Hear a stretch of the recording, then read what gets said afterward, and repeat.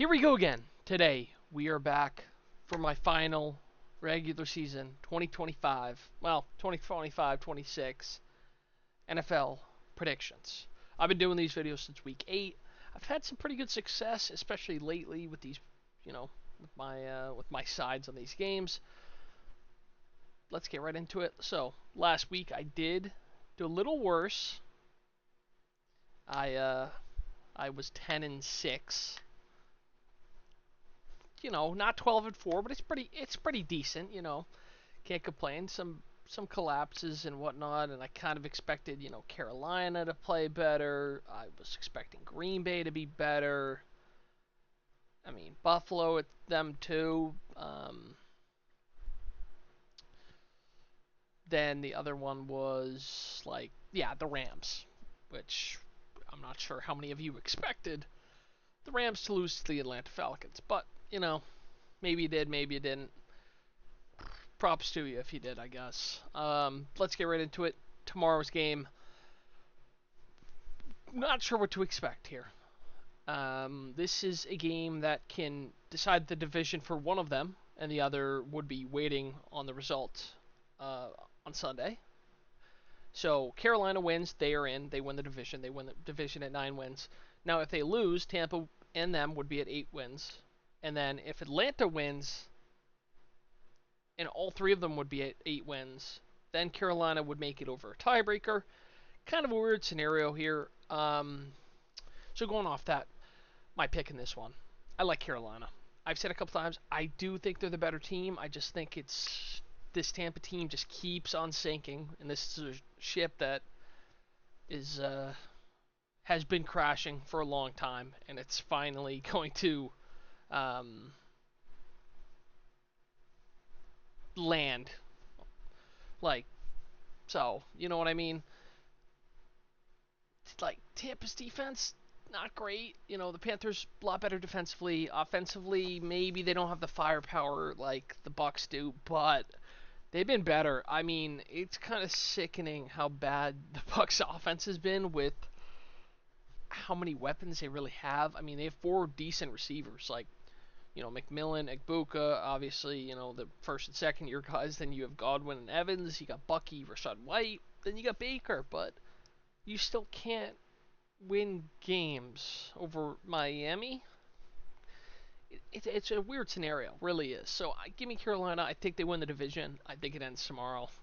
This tiebreaker stuff would be funny if it ends up being the case, but I don't think so. Now, moving on to Seattle, San Fran. Now, first off, how is this game not Sunday Night Football? Whatever. Oh yeah, the Ravens, Steelers. The winner wins the NFC North.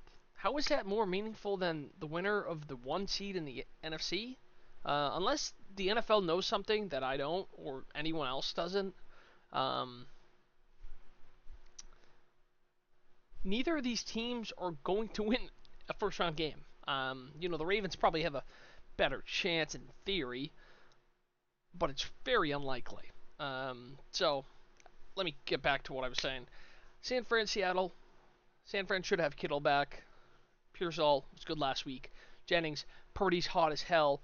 Give me the Niners. I think they're the best team in the NFC right now. And give me them to win this one. Win the 1 seed, get the bye. And Seattle would play Carolina again. Assuming they win based off of my prediction. So, I mean, San Fran, I just feel like has the better team. Offensively, all over the place, they're just better. Running back, offensive lines, obviously a little worse, but, their weapons. The Seahawks are relying heavily on JSN at all times. And it's kind of, who steps up? Who's the next man up? Cooper Kupp. Torrey Horton has been, injured most of the year. Then you got, A.J. Barner, Rashid Shaheed, who's expected to play, I believe. I just don't see the firepower there, and I just don't think the way Purdy's playing that he could be stopped in this game. Maybe, it's obviously a top 3 defense that Seattle has, but I'm not sure they're going to be able to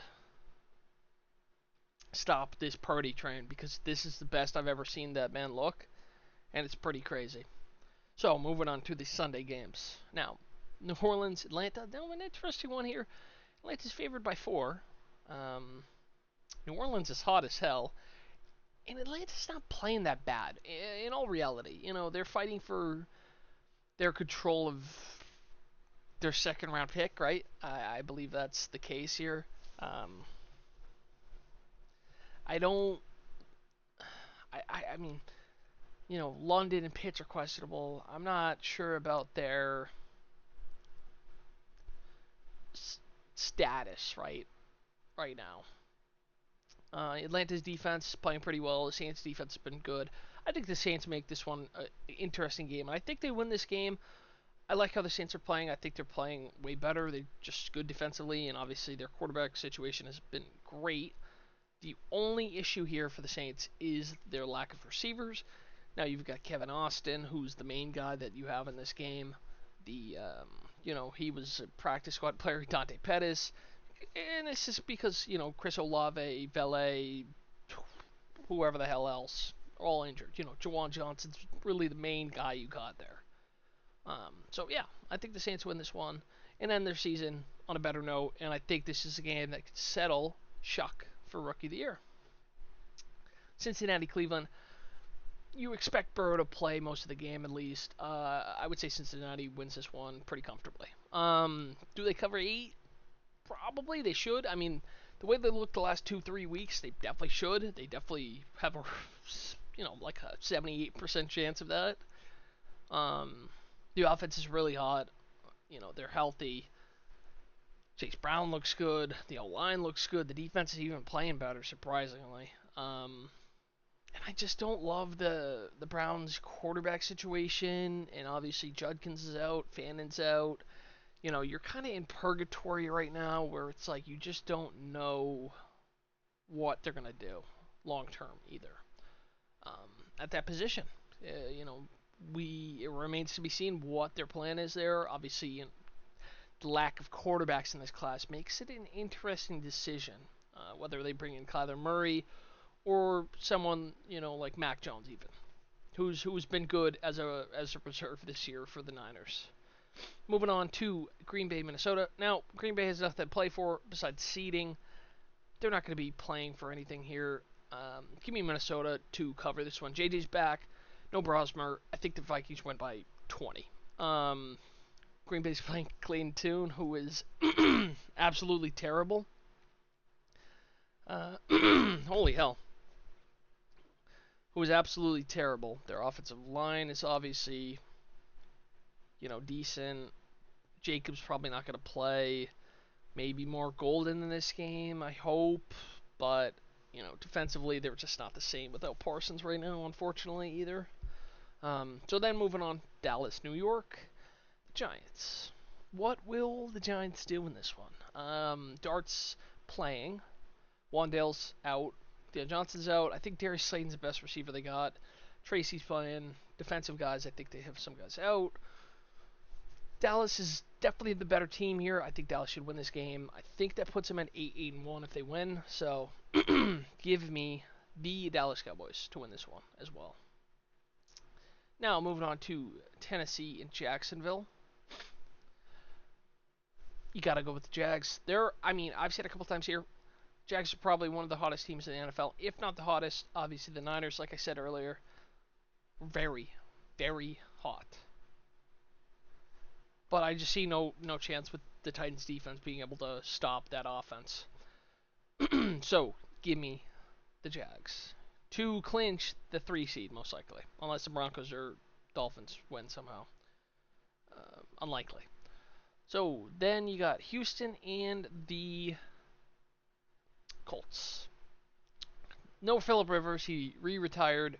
He's given up the spot for Riley Leonard this week, who's getting his first chance to start post Daniel Jones injury. Obviously, he was injured when Jones got hurt that same week against the Jags in Jacksonville, which has always been a terrible place for them, just the Colts in general, to play, weirdly enough. Houston should win this game comfortably. I think Leonard probably has a rough day because they're in a really bad spot here against a very good defense, and they don't have a good defense themselves. I think the Texans should be able to move the ball pretty comfortably, and they need to win this game in case Jacksonville could lose to give up the division. Then moving on to Buffalo, the Jets. Now this is an interesting spread. It's 7-5 right now. Obviously, the Bills lost this game last year to the Pats in Week 18, which screwed the Pats out of a pick. Screwed the Pats out of pick 3. Let's not forget. And who's picking pick 3 right now? The Jets. And the big one here, obviously, they don't have anything to play for. But Josh Allen isn't going to play, I don't think. It just doesn't look like that. So, what do you get with Mitchell Trubisky? I think most of the rest of the guys are starting. I think the Bills should still win this game, but I think the Jets could make it close. But I did think the Jets could do the same thing last week against the Pats, which bad idea. Very, very didn't work out in my favor that pick. Chicago and Detroit. Now Detroit has nothing to play for. Chicago's obviously playing for the 2 or 3 seed. They win, they're the 2 seed. Philadelphia could theoretically lose too. And they could get the 2 seed themselves as well, which just affects their playoff seeding just a little bit. Obviously, Caleb Williams is close to getting to 4,000 yards, the first Bears passer ever with 4,000. The Bears should win this game by 7, I think, maybe 6. Fuck that joke, bro. The Lions just don't have a lot to play for. Their defensive backs are just terrible. Obviously, Joseph's hurt, Arnold's hurt, Branch is hurt, and then their offensive line's fucking horrible. It was terrible last week. The Bears have a good defense. They forced a lot of turnovers. They'll have a good day. And then Denver and the Chargers. My team has a chance to get the 1 seed for the first time in a long time. It's 2015, man. The 2015-16 season. Literally 10 years ago. Shout out my man Bo Nix. Shout out Pat Sertan. And all the other great players we got, bro. We should win this game. Do we cover 14? You never know with us, really. The Chargers, I'm expecting them not to play a lot of starters defensively. Obviously, Herbert and Hampton are out. They're going to be resting a good amount of players. I think Denver probably covers this, wins by 20. I think, they had this similar scenario last year against the Chiefs, where it's just, they don't have anything to play for in the last week, and they're just trying to rest their guys and be healthy for the playoffs. And, the Chargers really don't want to play the Jags, because if they win and Buffalo loses, then they would play the Jags, and that's the team they cannot get over, man. Weirdly enough, I don't know why, the Jags just absolutely own this team and Herbert.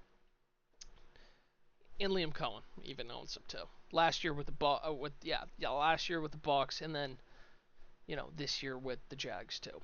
And Kansas City, Vegas. Now this is a weird one because obviously it's Chris Aludakun with no Worthy, no Rice, and I think it's Kelsey last hurrah. I think they win this game. I really would love if Vegas won, man, but I just don't think it's gonna happen, unfortunately. Because it would fuck their pick, obviously, and screw them out of Mendoza. And Mendoza with Genti and Bowers would not be fun for the league, unfortunately. So, like I said, Kansas City wins this game. I think they win by 4. It's going to be a really bad game there, unfortunately. And then Arizona and the Rams. The Rams don't have anything to play for. They pretty much locked up the 5 seed. Or the 6 seed, because they can't get up to the 5 seed because Seattle and San Fran are too good. They don't really have to do anything here. I think the Cardinals can make this a close game, but I think the Rams probably win. Their offense is just too good. They probably win this game by around 13, I'd say. Then moving on to the Pats and Miami. Miami could definitely make this interesting if their best player is playing. Achan's out. Darren Waller's also out. Waddle's probably not going to play. He's questionable. Hopefully Theo Weiss can carry us to the promised land, but I'm going to have to say the Pats win this one and win by 14. They have Milton Williams and Will Campbell back. Unfortunately, they will win this and they will be the 2 seed. They'll probably play the Jaguars. Or sorry, Chargers instead of the Jaguars playing the Chargers. Now moving on to the Eagles and Washington. Tanner McKee's playing. I don't think the Eagles are playing most of their starters. I think Washington could win this game, but I don't think they will. I like McKee. I think he's an interesting player long term for other teams. I think he could be a guy that gets moved and gets a starting chance next season. He's shown definitely has shown bright spots so far, and I think he can win this game. And this is a big, like Willis last week. This is a game that can get you a chance, bigger chance to be a guy somewhere. And then the last game, Sunday Night Football. Baltimore versus Pittsburgh. 4.5 is the spread here. I honestly like Pittsburgh. I hate it. I fucking hate Pittsburgh with my entire soul. But I just don't think the Ravens are good. And I don't think Lamar's healthy enough. I know he's forcing himself to play, basically. I would so much rather see the Ravens because I just don't think the Steelers are good. TJ Watt's back. It'll hurt him. It's unfortunate because obviously last week they had both things go right for them, but this is just one of those games the Steelers win, and I think the Ravens just aren't at that level, and I think the Steelers are just a level above right now, even if they lost last week. I know, but at home, the big thing, if you could stop Derrick Henry a little bit, you got to get some offense. No DK Metcalf is a tough task, obviously. We saw how bad their offense was without him last week. Let's see what they can do in this one. I'm very curious, so hopefully I have a good one on this week. I hope, my second hope is Chuck Cooks and wins Rookie of the Year, because that'd be fucking sick if he won. Obviously, Saints quarterback as a rookie, nobody's been as good as him since Archie Manning. Pretty good company to have there. And then, third hope, Myles Garrett hits a sack record. I really hope so. I know he's been playing through injuries and whatnot, but against the Bengals, I really hope he can get it. He's one away. I think he's half away from tying it. So, please, Bengals, just let him have a freebie. Just let Burrow sit down on the ground and let him touch him. That's it. That sounds bad. But yeah, that's it for me. So hopefully I'm right. Hopefully, Denver wins, more importantly. And I'll see y'all next week for the playoffs. Peace out.